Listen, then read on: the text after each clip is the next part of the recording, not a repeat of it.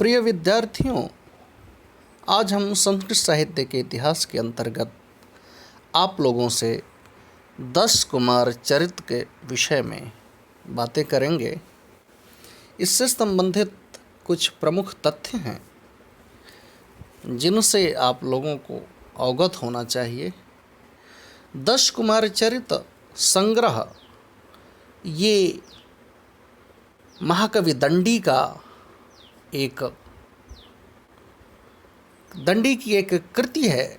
इसको हम महाकाव्य नहीं, इसको हम कथा कह सकते हैं। 10 कुमार चरित्र के लेखक महाकवि दंडी हैं, जिनका स्थान संस्कृत साहित्य में अद्वितीय है और ऐसा कहा जाता है कि दंडिनः पदलालित्यम।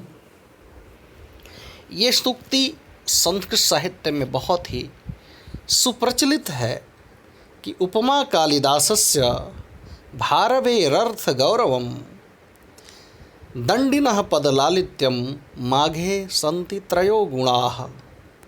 पदलालित्य के क्षेत्र में दंडी की कोई स्थानी नहीं है। दंडी कवि कुलगुरु कालिदास से भी आगे निकल जाते हैं। ऐसे महाकवि दंडी की कृति है 10 कुमार चरित्र। महाकवि दंडी के पिता का नाम था मनोरथ, माता का नाम गौरी था और ये महाकवि भारवी के पौत्र थे, अर्थात दंडी के पितामह किरातार्जुनीयम के रचयिता महाकवि भारवी थे। 10 कुमार चरित्र का नायक राजवाहन है, जो कि राजा था, और नायिका अवंती सुंदरी है। राजवाहन के पिता राजहंस थे और राजहंस की राजधानी मगध थी। मगध आपके बिहार में है और बहुत ही सुप्रसिद्ध महाजनपद था। मगध में एक से एक बढ़कर विद्वान थे। 10 कुमार चरित्र कथा है। इस पर कुछ लोग इसे आख्यायिका भी मानते हैं, कुछ लोग कथा कहते हैं, लेकिन कुछ लोग आख्यायिका कहते हैं। मूलतः इसमें 10 कुमारों की कथाएं हैं।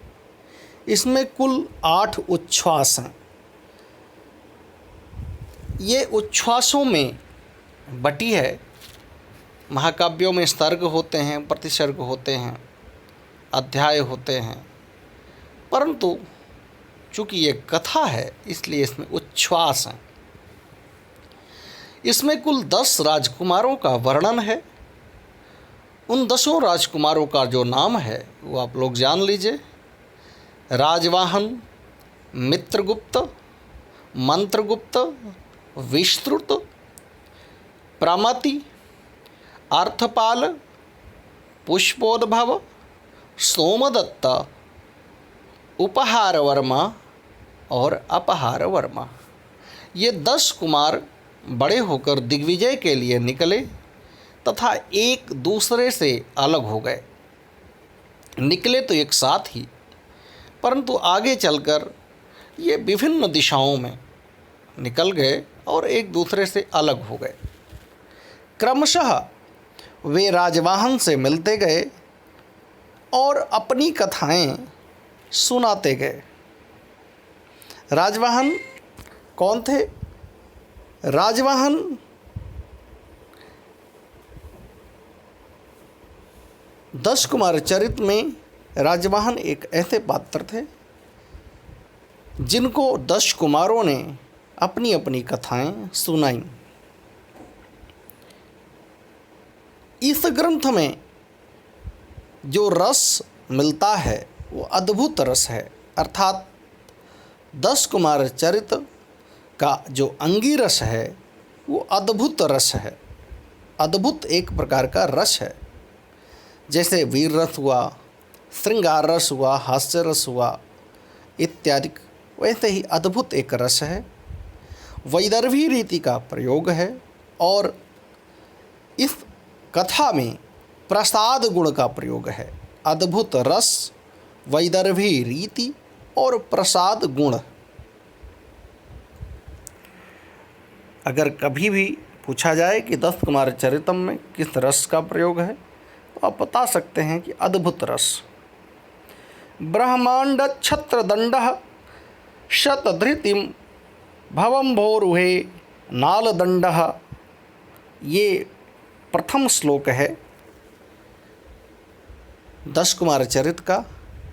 इस ग्रंथ का मंगलाचरण है और 10 कुमार चरित का जो मंगलाचरण है वो आशीर्वादात्मक है, अर्थात आशीर्वाद की कामना की गई है।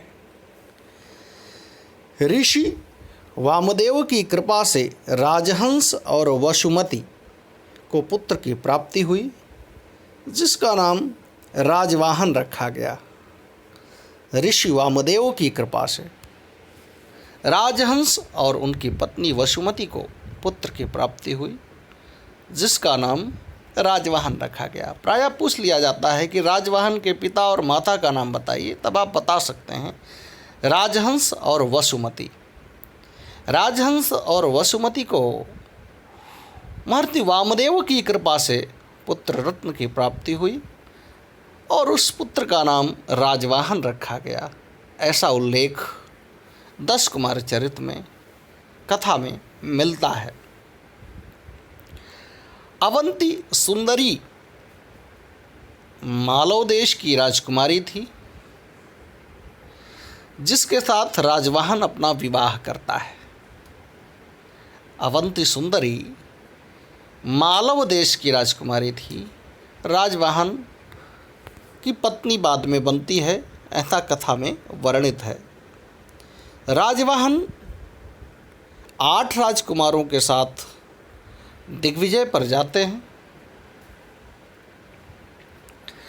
10 कुमार चरित के सप्तम उच्छ्वास में ओष्ठ्य वर्णों का बिल्कुल प्रयोग नहीं मिलता। ये संस्कृत साहित्य में एक अनूठा प्रयोग है कि 10 कुमार चरित के 7वें उच्छ्वास में पवर्ग का उल्लेख, पवर्ग का प्रयोग बिल्कुल नहीं है। पा, फा, बा, भा, मा, इन वर्णों का प्रयोग बिल्कुल नहीं मिलता, क्योंकि जिनके माध्यम से कवि को बुलवाना है उनके होठ में खराबी आ गई थी, होठ कट गया था, और जिसका होठ कट जाता है वो पवर्ग का उच्चारण नहीं कर पाता। इस बात का ध्यान महाकवि दंडी ने रखा और पवर्ग का उच्चारण नहीं करवाया। 7वें उच्छ्वास के पश्चात पूरे कथा में 10 कुमार चरित में कहीं पर भी उस व्यक्ति विशेष के द्वारा पवर्ग उच्चरित नहीं है। ये संस्कृत साहित्य का अद्भुत प्रयोग है, अद्भुत उदाहरण है, जो अन्यत्र बहुत दुर्लभ है। दंडी पदलालित्य के लिए प्रसिद्ध है, जिसका उल्लेख मैंने पहले ही किया है। महाकवि दंडी के 4 अन्य ग्रंथ मिलते हैं, जिसमें कि पहला काव्य शास्त्रीय ग्रंथ है काव्यादर्श,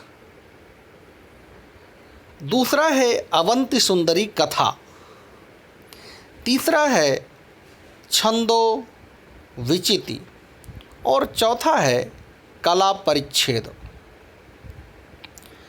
10 कुमार चरित संग्रह के अतिरिक्त महाकवि दंडी के ये 4 अन्य ग्रंथ पाए जाते हैं, जो संस्कृत साहित्य में जिनका बहुत बड़ा स्थान है। और महाकवि दंडी के विषय में एक सूक्ति और प्रचलित है, कविर दंडी कविर दंडी कविर दंडी न संशयः, अर्थात कवि हो तो दंडी जैसा, कवि हो तो दंडी जैसा, कवि हो तो दंडी जैसा, इसमें कोई संशय नहीं। अर्थात महाकवि दंडी एक बहुत बड़े कवि हैं और कवि के मानकों पर पूरे 100 100% खरे उतरते हैं। इसलिए ऐसी सूक्ति इनके विषय में मिलती है। ठीक है, आज के इस वीडियो में इतना ही। हम फिर अगले वीडियो में किसी अन्य ग्रंथ की चर्चा करेंगे। धन्यवाद।